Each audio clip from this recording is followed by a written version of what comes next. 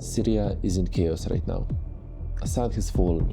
Alongside his regime, his control over the country seemingly disintegrated overnight. The SNA, Turkish-backed mercenaries, control sections in the north, while Israel continues its bombing campaigns and expands from the Golan Heights occupation zone towards Damascus. And with the new, supposedly transitional Islamist government, things haven't been this uncertain since the first stage of Syrian civil war. What I want to talk about today is this region on the borders of Iraq and Turkey, the Autonomous Administration of North and East Syria, more commonly known as Rojava. You might be wondering why I should care at all about some shithole in the Middle East of all places. My answer is, if not solely to hear its story, which is actually quite interesting, it is to hear its questions, because Rojava is posing serious socio-political questions, and it is offering a completely new framework on how society should function.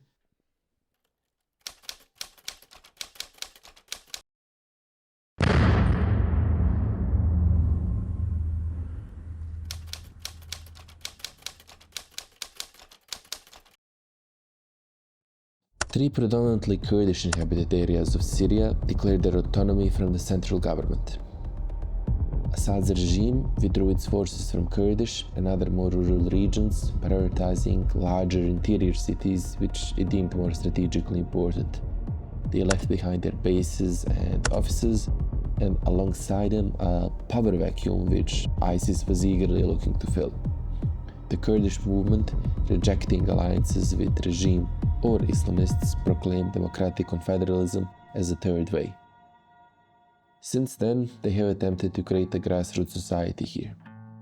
Despite daily life still being consumed by the apocalyptic fight for survival, shaped by region's recent history with ISIS, over a decade of Syrian civil war, and finally Turkish invasion and bombing runs that have become a commonplace, Rojava is carving out its own path through a unique system of governance, the one you would not expect at all from an underdeveloped region such as this. At its heart are communes, essentially neighborhood assemblies. Here, instead of politicians from a distant capital deciding how communities should function, decisions are made collectively through direct democratic structures. The principle guiding these communes is one many of us instinctively understand. No one knows the needs of a community better than the people who actually live there. From these neighborhood communes, the rest of society is organized. This approach gives every individual a voice, fostering a sense of ownership and responsibility within the community. Co-chairs, a man and a woman who can be recalled at any time, are directly elected to represent their commune in upper councils and coordinate the work within the commune. This dual leadership ensures gender equality and reflects one of the core values of the revolution. One which is reinforced by the many women fighting to protect the revolution. Roughly 25,000 of them out of total 100,000 members of the Syrian Democratic Forces, the military of Rojava. Now, if you haven't thought about this before, you might hear all this and say, sure, sounds nice. But direct democracy is way more than that. It is the most powerful tool with which you can combat corruption and exploitation from those in positions of power. Think about it. The larger the distances between those in power and ordinary people, the more room is left for them to abuse their position. That is why, in defiance of all of the difficulties, Rojava is also developing an economic model which aims at self-sufficiency and sustainability. Now, this is driven partly by the sheer struggle for existence and partly by the ideological foundation upon which Rojava was created. Their economic program presents itself as an alternative to capitalist economies. Today, communes and councils organize life and administer society for more than 4.5 million of Kurds, Arabs, Assyrians, and other peoples. As well as acting as a democratic body, the commune is also the organization through which basic necessities are obtained and distributed, as well as fostering economic and social development. They serve as an access point for subsidized diesel and food, and it's a go-to place for handling many administrative issues. Alongside these communes, cooperatives are also seen as the pillars of the democratic administration in Rojava. What defines a cooperative as compared to a privately owned business is that it is owned by those who work in it. While they do seek profit, it is distributed among the members or reinvested in future activities. A great thing about cooperatives in Rojava is that they also address the direct needs of the local communities without commercializing their output. One common use of cooperatives is to acquire diesel-powered generators for neighborhoods or villages, providing electricity during the many outages. Significant, albeit gradual, progress has also been made in establishing a cooperative supermarket chain that offers essential goods at wholesale prices. These initiatives are vital in shielding the population from volatility of the region's markets, heavy burdens of poverty, and hyperinflation that's facing Syrian pound. Yet, the foundations upon which this new economy is being built are pretty rough.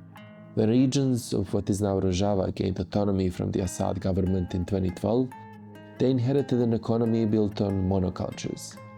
Basically, the region was assigned the limited economic role of providing raw materials for the rest of the country.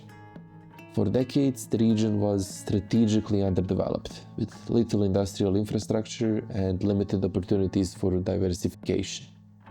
Little effort was made to develop any industry at all.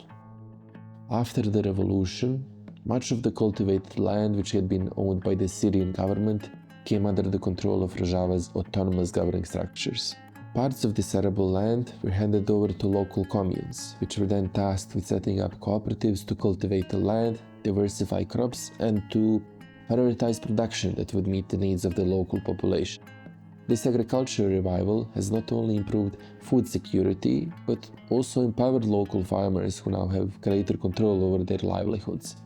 This legacy has fostered the development of many agricultural cooperatives, which today form the backbone of Rojava's cooperative system. However, this model has also emerged in other areas of the economy, including bakeries, textiles, dairy production, and small-scale manufacturing. These sectors collectively contribute to a more robust and self-sustaining economy, even in the face of external threats and internal limitations. So, how is a cooperative created? Generally, the members forming the cooperative collect money to start their activity. They can receive up to 25% of the initial cost from the cooperative's bureau. The kind of support cooperative receives to start its activity varies. They are generally provided with or get help acquiring the tools and products needed to begin their activity. For an agricultural cooperative, this support could be land and seeds, but also it includes training and providing contacts to those cooperatives who are looking for trading partners.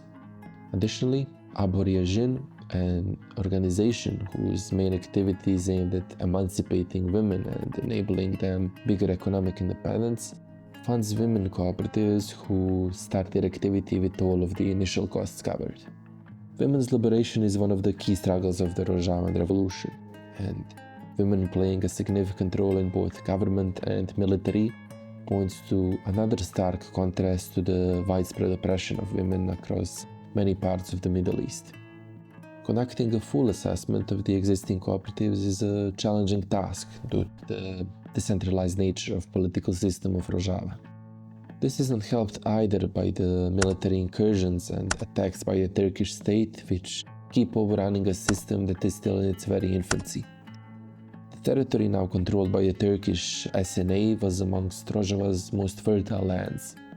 It housed the region's highest concentration of agricultural cooperatives, with others emerging to support their activities. Unfortunately, most of these cooperatives have been destroyed, abandoned, or looted following the invasion and occupation. This leads us to one of the biggest challenges that Rojava is facing. That is the sheer number of displaced people. There are hundreds of thousands of people from neighboring Syrian regions living in camps around major cities of Rojava.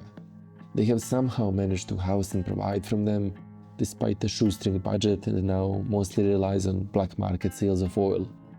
But the loss of these regions, their farmland and natural resources has been a huge human and economic disaster. On a more positive note, one of the uplifting developments is that Rojava has done an amazing job reconciling and uniting the many ethnic groups living here, and has built up a multicultural curriculum that allows everyone to learn in their mother tongue. This whole region has been troubled by huge brain drain, but slowly the education and university system is trying to deal with that, and students are already graduating in both STEM subjects and humanities. Also, with Syria's previous ruler, Bashar al-Assad, finally being overthrown after almost 14 years of bloody civil war, at least some sanctions are expected to be lifted. While that sounds like good news for Rojava, it comes with its own complications. Even though the new Syrian flag now flies over Rojava-controlled areas, getting real dialogue going with Damascus won't be easy. The two sides couldn't be more different ideologically. Syria's new leader, Ahmed al-Sharaa, has promised to rebuild the country with a constitution based on Sharia law. For now, his focus has primarily been on consolidating control over captured territories. There is a lack of any direct statements about the future of Rojava, and the cooperation has been limited to mostly military coordination. But it is important to note that the new government's actions have often been opportunistic in the past, driven by immediate strategic interests rather than a consistent ideological stance. This pragmatism suggests that their approach to Rojava could evolve based on shifting political and military dynamics in Syria, especially given the growing influence and occupation by Turkey and Israel. For Rojava right now, despite progress being made, future remains very much uncertain. With minimal support from global powers, a hostile Turkish state to the north, and an ex-Al-Qaeda-led revolution leading New Syria, the region faces significant challenges. Yet, hope endures. Ordinary people are actively working to build a better society, one rooted in direct democracy, strong cross-cultural relationships, women's liberation, and equality. This mosaic of cultures and ethnicities working together is a testament to the power of collaboration, even in a region historically divided by conflicts such as this. If Rojava can withstand these pressures until sanctions are eased and Turkey's attacks on civilians and infrastructure subside, then I think life there could get much better. If you want to help the people of Rojava directly, there is a link on top of the video description. Thank you for watching my first video. Please do subscribe if you'd like to see more content like this, and thank you for your support. Until next time.